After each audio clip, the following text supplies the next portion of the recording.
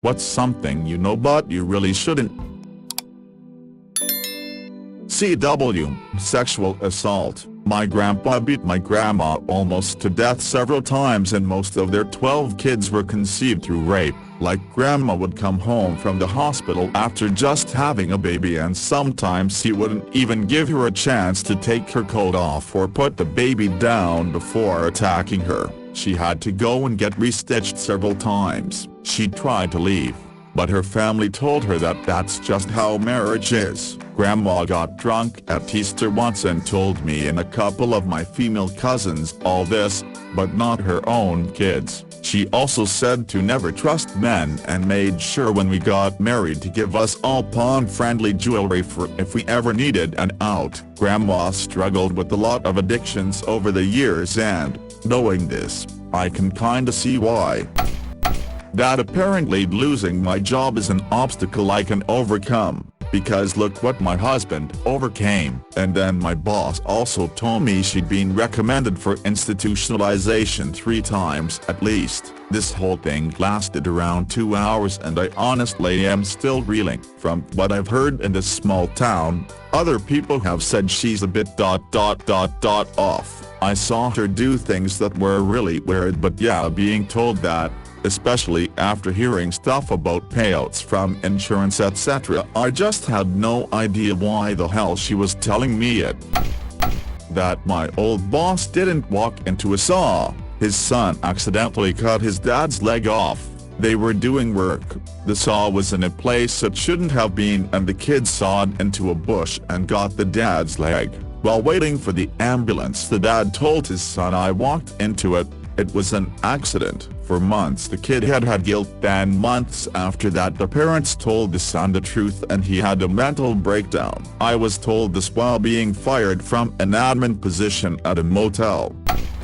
One of my friends had bariatric surgery, and when she did a consultation with the plastic surgeon for the skin reduction surgery, he asked what she wanted done with the skin. She replied, "I have options," and he told her that she could donate it to that hospital's burn unit if she wanted to. She replied, "Hey, I won't be using that skin anymore." In the meantime, she was diagnosed with cancer, so they couldn't use it, but neither of us had any idea that this was possible. I told my aunt she shouldn't drive when taking the amount of painkillers she has taken. I was younger, but I blurted this out when it became obvious she was on something. I told my mom she needs help. She didn't really believe it, then she forgot I went to her about it. My aunt fell asleep at the wheel. Extremely lucky she didn't die, but she was in absolute pain after that. She could no longer go on painkillers, which made things worse. Had to stay in the hospital for depression. Between this, she is the strongest, most empathetic person I know, and a huge role model of mine. She unfortunately got sick after this and died at a young age. I wish I raised a louder alarm, but no one wants to listen to a non-adult. I've lived here in Humbo for 17 years now. Several close friends are long-time outlaw growers, others are long-time sheriff's deputies, and a ton of people in the middle game over the years. A couple of it are now fully legal growers with national brands. I, of course, have never done anything illegal. Perish the thought. Couldn't get past the bullshit sensationalism on that show. It's like if someone did a documentary about Josiah Lawson and presented it as Arcata is a town inhabited only by racist murderers running wild. When my wife gave birth, the room seemed unusually warm enough to where I thought I may vomit or faint. But maybe I was having nerves from pending fatherhood. After the doctor handling the delivery cussed out the attending nurses beside the nursery, because the room temperature was at 89 when it should have been around the mid-60s. I walked out from the nursery after hearing most of what was being said on the sentence. If the mother or a baby ends up with an infection or worse, they are going to own this fucking hospital because of your fuck up. I ended up looking at them and said, "That's good to know. Since my wife and kids are fine, I won't know the pleasure of owning a hospital." but I don't have to know the pain of medical malpractice. In the early 2000s, my mother was incredibly sick. For the first handful of years of my life she was mostly bedridden, although she eventually got better in the mid-2000s. One day when I was like 8 though, I was rummaging through her closet and happened upon an older notebook, a diary of sorts. I cracked it open to find page after page describing the pain she was in due to her illness and how she really just wanted to die because it was so bad. She wrote about how much she loved her kids and how she thought it might be better to pass away to have our dad remarry so we would have a better mother. It was almost like a suicide note at parts. In the end, I put the book down and tried to forget about it but never did. She is still around to this day though, and for that I'm eternally grateful. My uncle really got around and I had 3 cousins in my class with him as their dad. Only the son was legitimate, with an older brother and the parents still together. The other 2 girls didn't know about their dad until their teenage years. When I was like 5 or 6 my mom told me that my best friend is actually my cousin, but I can't tell her or anyone else. If I told anyone, my entire family would be mad at me, especially the legitimate son, his brother and parents. It was pretty awkward when they found out that their siblings go to the same small school and never knew each other. Around 8th grade their parents told them. My mom got romance scammed for $300,000. I had moved out and she turned my bedroom into her office. I had stuff still in the room and checked on top of the dresser. There was a printed form of FBI report that she had filled out which stated she got scammed for the mentioned amount. I confronted her about it and she told me she went into debt to give that scammed money. She told me they were caught in Italy but the money was not recoverable. This is super sweet and wholesome. I knew my husband was going to propose to me, just didn't know when. And he did a sneaky thing by leaving the ring box at home and just bringing the ring in his pocket, in a Ziploc bag. I thought I'd be able to see the box and know what was about to happen, so it was still a surprise and I have nothing I would have changed about the proposal. If you think she'll hate it that you knew at all then maybe you could bring it up ahead of time like the other commenter suggested. But if you think you can still be surprised to some degree and she'll be happy with that then you could just stay quiet and let her have her fun. My then girlfriend got me a birthday present 1 year, old photos of me at various stages of life from when I was born to just recently. I looked at it, said thanks honey and went to unwrap the next present. She looks at me for a second then asks well what? Look at it again. So I looked at the collage again and that's when I noticed some of the photos have a word each under them. Will you marry me? My wife proposed to me and I totally missed it. For the record we've been married now for 11 years. My old boss told me about her ex-husband's death. Him and his best friend died in a house fire. His kids were told that he died in his sleep due to the smoke. She told me that's not what happened. They found his body inside the closet of his room. In his last moments he had been trying to claw the drywall to get out. The ME said he didn't have enough smoke in his lungs to have died from it. They believe based on the state of his body inside the closet that the fire got so hot around in the other rooms he cooked alive. They said that his lungs were filled with fluid consistent with the air being so hot they were burning inside and he drowned. To this day his kids have no idea he died an agonizing death. I've already written a little bit about how I found out the whole truth. My stepfather and I were constantly fighting. Even when I still considered him my father, he often beat me, could punish me, just because he was in a bad mood, and so on. Once, when I was 10, he said in a rage that he has been raising me since he met my mother. Everyone quickly forgot about this phrase, and I just pretended that I didn't notice anything. But after that I began to suspect something for the first time. I began to have memories that in my early childhood I had another surname that does not belong to any of my relatives. Then I accidentally found printed photos in the pantry. where I was still very young, and my stepfather was not on them. But there was some strange man. By the age of 13, I finally proved myself as a genius of deduction and managed to put 2 and 2 together. I must say that outwardly I am an exact copy of my mother. We can easily be confused, and I don't look a bit like my stepfather or my father.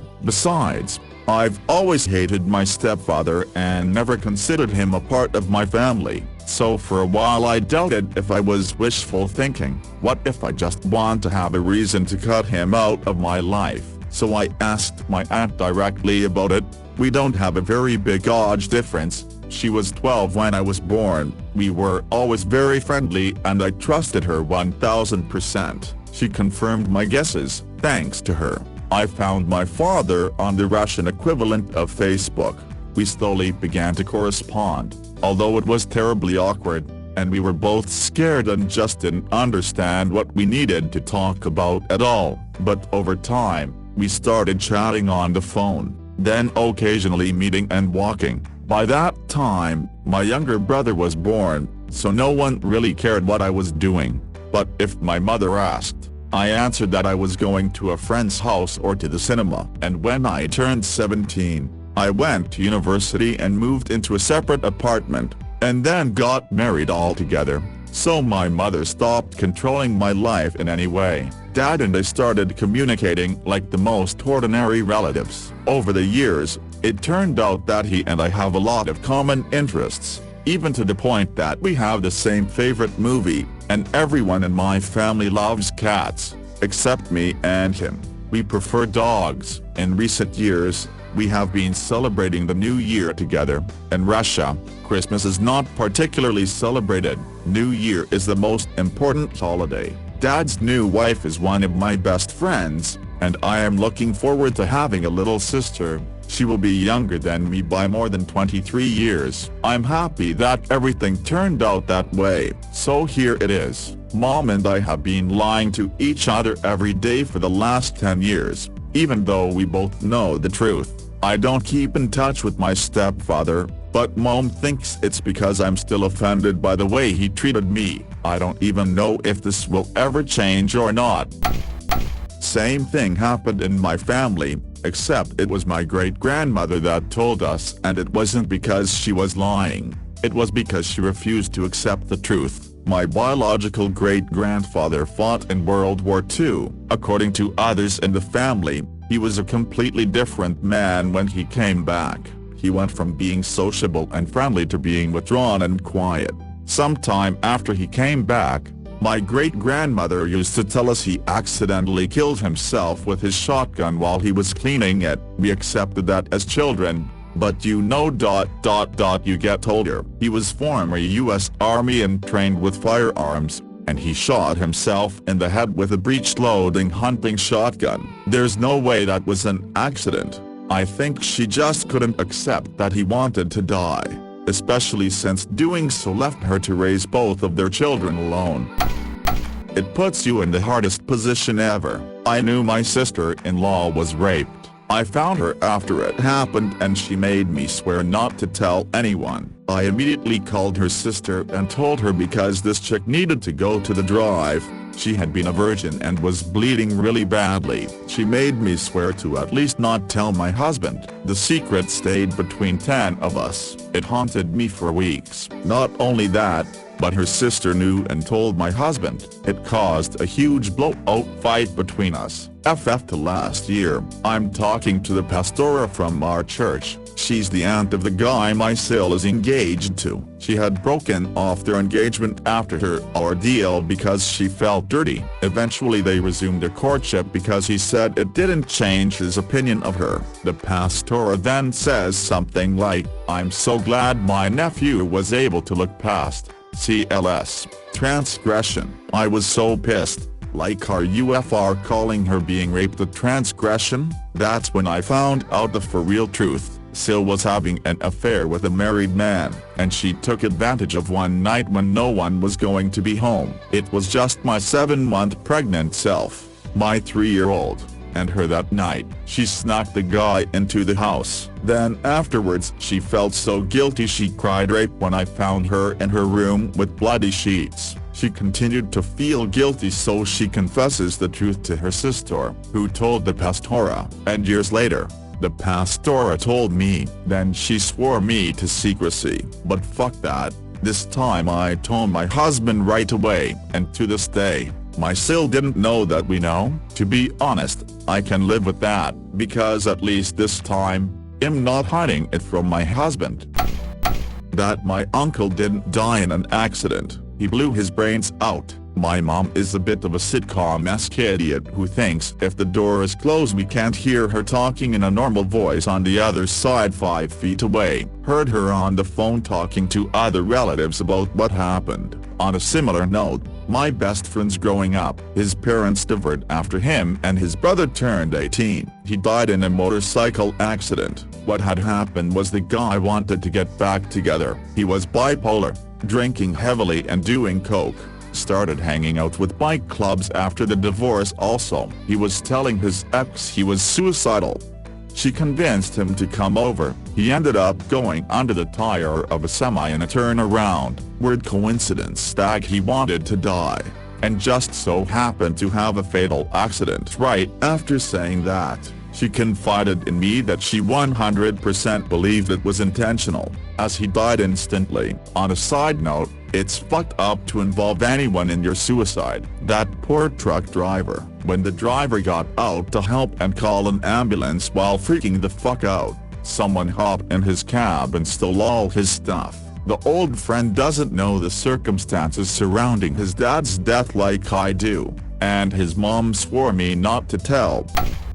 Yeah, as others have said, this sounds like a sweetheart scam. Pretend to be in love with her and door sex so that they can have an emergency and ask for money. People have lost over $100,000 to this sort of thing, and once you start giving money you're too embarrassed to ask for help. Listen to what this person is saying. These romance scams are very effective and more common than you think. Scammers will specifically hunt for lonely old people, who often have dementia or are not mentally sound, and groom them for months before asking for $1 for a plane ticket so they can come visit, etc. Please keep a close eye on your mother. My parents were swingers lol. I found this out when I still lived at home. They have gone out the night prior, and once I woke up the morning after that, I got a phone call in which had me needing to ask my mom a question. Well, she was still in her bedroom, asleep, but I figured since it was important, I'll just go wake her to ask. I walk into their bedroom and I walk over to her usual side of the bed. So, I began trying to wake her by tapping her arm. All of a sudden, what I thought was her started to move around and I could see her face. Face was covered with a blanket, and she was on her side, facing away from me. So once I was able to see her face, that's when I noticed that it wasn't my mom at all, it was another woman. Then that's when it started to come together. I look over the whole bed and realized that my mom was actually in the middle of the bed, my dad on the far side, and this woman on the other side, where I'm standing. That's the beginning of finding out my parents were swingers. Lol. I was shocked and mortified, and so confused. Sucks, doesn't it? Our secretary wasn't married, though, but she did get pregnant. The whole office knew and could barely make eye contact with his mother-in-law, office manager or wife, plus 3 kids when they came to visit. Secretary was her word for it. Me and one other worker found her ad on Craigslist when they still had personnels. She was trying to maintain the lifestyle after she quit with the $50,000 severance to keep quiet. He writes letters to his wife like a WWI soldier. Dear Harriet, it's been 143 days now. The noise never stops. Regardless of the time of day, we hear the moans and grunts from the others around me. I try to get sleep in when I can, but often I am called to action when I least expect it. We lost 4 men yesterday, but morale is still high for now. I hope to be finished soon, but no one can tell how long this will last. Pray for me. And hopefully I will see you soon. Yours truly, Gerald.